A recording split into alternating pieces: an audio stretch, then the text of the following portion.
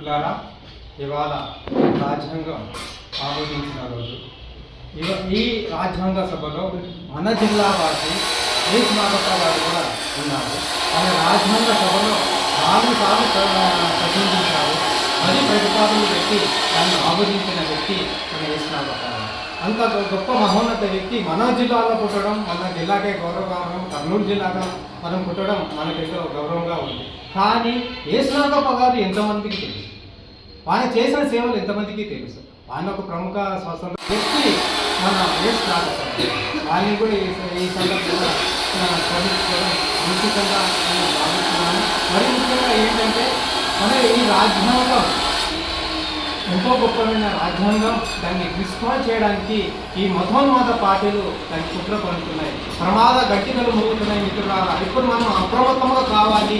ఈ రాజ్యాంగం మీద మన ప్రజలకు అవగాహన తెప్పించాలి. వీలైతే ఇంటింటికి పోయి మన రాజ్యాంగం ప్రాముఖ్యత గురించి చెప్పాలని ఈ సందర్భంగా తెలియజేసుకుంటూ సెలవు తీసుకుంటున్నాను. జై జై.